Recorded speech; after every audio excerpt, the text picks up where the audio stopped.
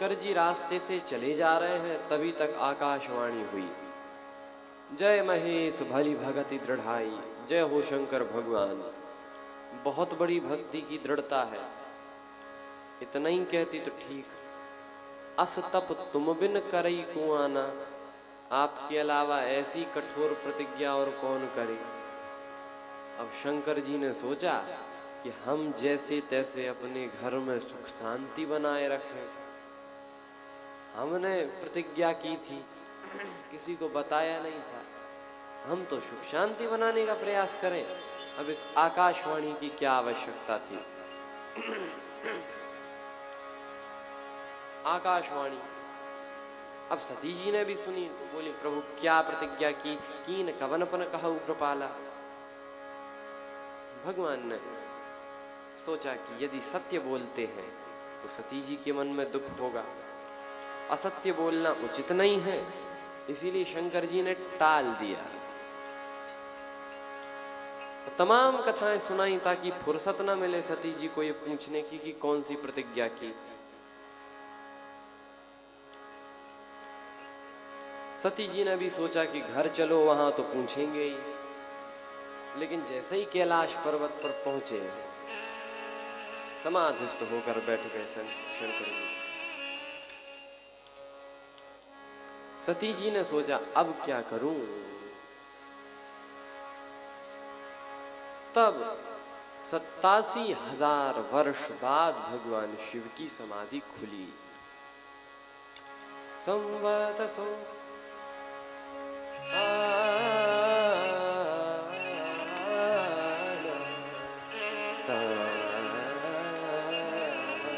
बीते संवत सहस 87 बीते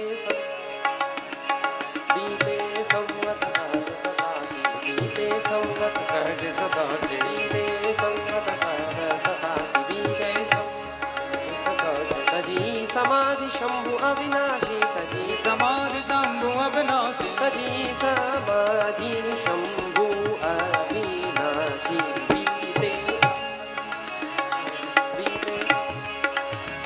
जाई शंभु पद वंदन कीना, जाई शंभु पद वंदन कीना, पंकज कीना, सन्मुख शंकर आसन दीना।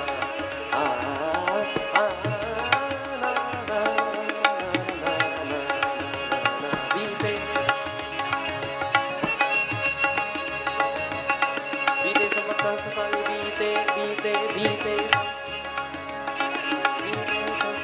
तजी समाधि शंभु अविनाशी बीते 87 पदा पगमनि नम पगमनि सा नि गनि नि पदनि सम पदनि गम पद पम गम धरि बीते बीते संवत्सर 87 तजी समाधि शंभु अविनाशी बीते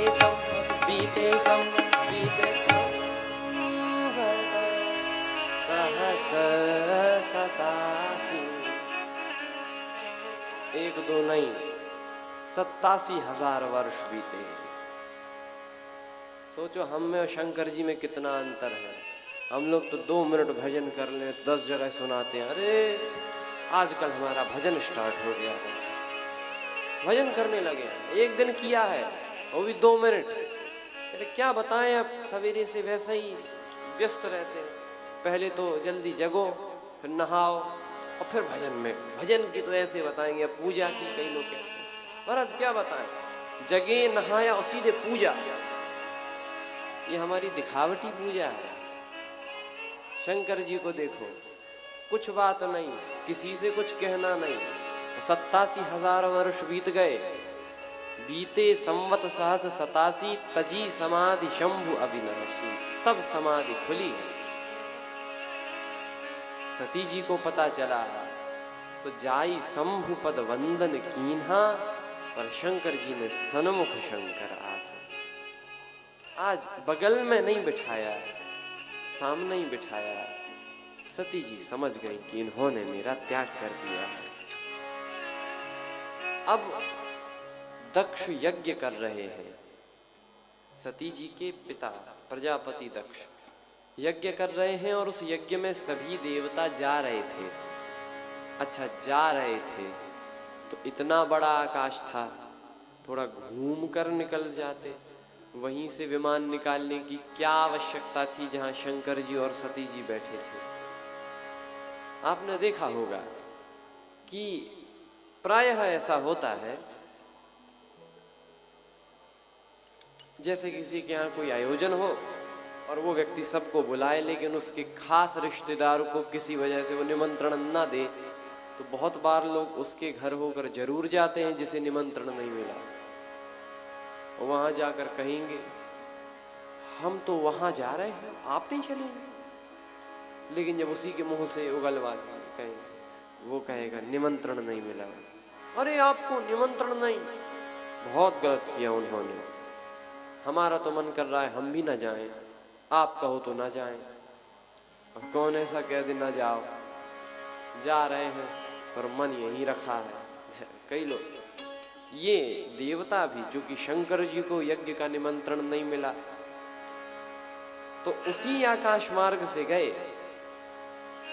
अच्छा, जा ही रहे थे तो चुपचाप जाते नहीं। सुर सुंदरी कन्ही कल गाना, सुनत श्रवण छोटई मुनि ध्याना, गाते बजाते जा रहे। ये देवता गए। सती जी ने पूछा महाराज ये कहाँ जा रहे हैं? शंकर जी ने कहा कि वो आपके पिता दक्ष यज्ञ कर रहे हैं और पिता यज्ञ सुनी कछु हर्षानी, मैं भी जाऊंगी। शंकर जी ने कहा कि वहां जाना उचित नहीं है क्योंकि निमंत्रण नहीं मिला। सती जी ने कहा प्रभु आप भी क्या बात करते हैं, क्या पिता के यहाँ से निमंत्रण आना आवश्यक है? पिता ने तो यही सोचा होगा कि बेटी तो आएगी ही, इसे निमंत्रण क्या देना। यद्यपि मित्र पितु प्रभु गुरु गेहा, जाई बिनु बोलियो न सनेहा। मित्र के यहाँ, पिता के यहाँ, पुत्र के यहाँ, स्वामी के यहाँ, गुरु के यहाँ बिना निमंत्रण के जाने में भी कोई हर्ज नहीं है, जाना चाहिए। सती जी ने कहा। शंकर जी ने कहा कि बात तो ठीक है, लेकिन तदपि विरोध मान जहां कोई, तहां गई कल्याण न हो। तो ये विरोध क्या है? श्री रामचरितमानस में तो तुलसीदास जी ने बस विरोध ही कहा, तदपि विरोध मान जहां कोई। श्रीमद् भागवत में विस्तृत कथा है। भगवान शिव एक बार ब्रह्मा जी की सभा में बैठे थे, सभी देवता गण ब्रह्मा जी की सभा में। तभी प्रजापति दक्ष आए और प्रजापति दक्ष के आगमन पर सभी देवता अपने स्वस्थान से उठकर उत्तिष्ठ हो गए, खड़े हो गए। लेकिन शंकर जी ने सोचा कि ये तो हमारे ही ससुर जी हैं, तो इनके लिए क्या उठना, ये तो हमारे ही घर के हैं। इस भाव से शंकर जी नहीं उठे। लेकिन प्रजापति दक्ष ने इसे अपमान समझ लिया और बीच सभा में शंकर जी का अपमान किया। शंकर जी तो संकल्याणं करोति इति शंकरः, जो सबका कल्याण करते हैं, सबका कल्याण चाहते हैं, वे हैं शंकर। लेकिन दक्ष ने ऐसी ऐसी बातें सुनाई कि अरे तू समझता क्या है, अपने आप को भिखारी बना घूमता है और मेरे आने पर खड़ा न हुआ। बस प्रजापति दक्ष ने इतना तो ठीक था, लेकिन आगे कह दिया कि मैं आपको यज्ञ के भाग से वंचित करता हूं। अर्थात अब जो भी कोई यज्ञ करेगा शंकर जी का उसमें कोई भाग नहीं होगा, शंकर जी के नाम की कोई आहुति नहीं होगी। शंकर जी तो सरल हैं, आ गए। लेकिन इस घटना के पश्चात कोई यज्ञ कर ही नहीं रहा था। क्यों? यज्ञ तो कोई तब करे जब उसे, अगर कोई यज्ञ करता है तो उसे नए नियमों का पालन करना पड़ेगा। और नया नियम यह है कि शंकर जी को न बुलाया जाए, तो पहले यज्ञ करो तो ये नया नियम पालन करो। और यदि ये नया नियम पालन करेंगे तो शंकर जी से दुश्मनी कौन मोल लेना चाहता है। इसीलिए कोई यज्ञ कर ही नहीं रहा था। दक्ष ने सोचा कि चलो हम ही एक यज्ञ कर कर इस परंपरा का शुभारंभ कर दें। तो शंकर जी के विरोध में तो इसने यज्ञ रखा। और सती जी कह रही हैं प्रभु मैं तो जाऊंगी, शंकर जी ने समझाया, लेकिन जब नहीं मानी तो कुछ गण दे दिए और कहा आप जाएं। सती जी गए, वहां जाकर देखा पिता का व्यवहार बड़े क्रोध में और विरोध में। बहनें भी मुस्कुराते हुए मिली, वो वैसी मुस्कुराहट बिना निमंत्रण के आ गई, लेकिन अच्छे से केवल माँ ही मिली। सादर भली मिली एक माता, भगिनी मिली बहुत मुस्काता। सादर भली मिली एक माता, भगिनी मिली बहुत मुस्काता। सादर भली मिली एक माता, भगिनी मिली बहुत मुस्काता। सादर भली मिली एक माता, भगिनी मिली बहुत मुस्काता। अच्छे से केवल माँ ही मिली, बहनें मुस्कुराते हुए मिली। क्योंकि कुपुत्रो जायते क्वचिदपि कुमाता न भवति। पुत्र कुपुत्र हो सकता है, लेकिन माता कुमाता कैसे हो जाए। और यहां पर सती जी ने देखा अपने पिता को कि यज्ञ में शंकर जी का कोई भाग नहीं, और इतना जो देखा अब तो क्रोध से भर गई। कहने लगी कि ये तक्ष शंकर जी का अपमान कर रहा है। शंकर जी कौन है? वे तो सबका कल्याण चाहते हैं। औढ़र दानी द्रवित पुनि ठोरे, देख न सकई दीन कर जोरे। आशुतोष तुम औढ़र दानी, आरत हरहु दीन जन जानी। वे तो औढ़र दानी सरल है। इतनी बातें बीच सभा में दक्ष ने शंकर जी के लिए कही। शंकर जी ने एक प्रत्युत्तर नहीं दिया, लेकिन इस दक्ष ने यह धृष्टता की शंकर जी का एक भी भाग यज्ञ में न रखने की। बस मैं कुछ कर तो सकती नहीं हूं, क्योंकि यज्ञ तुम्हारा ही है, पर दक्ष शुक्र संभव यह देही, मैं नहीं रखूंगी। और जिन जिनने शंकर जी का अपमान किया है उन्हें फल मिलेगा। और बस अस कही जोग अग्नि तनुजारा, भयउ सकल मख हा। योगाग्नि में अपना शरीर जलाकर भस्म कर दिया। कथा बड़ी प्रसिद्ध है।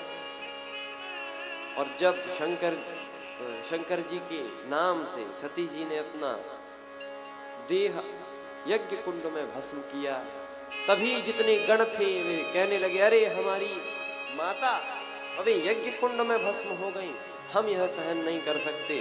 वे सभी गण यज्ञ विध्वंस करने लगे, लेकिन भृगु जी ने आदेश दिया,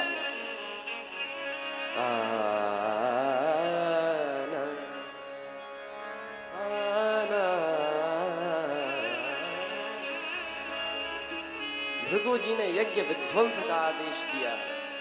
यहाँ पर नारद जी ने शंकर जी को खबर बताई। शंकर जी ने वीर भद्र करि कोप पठाए, भय जग विदित दक्ष गति सोई, जस कछु शंभु विमुख कह होई।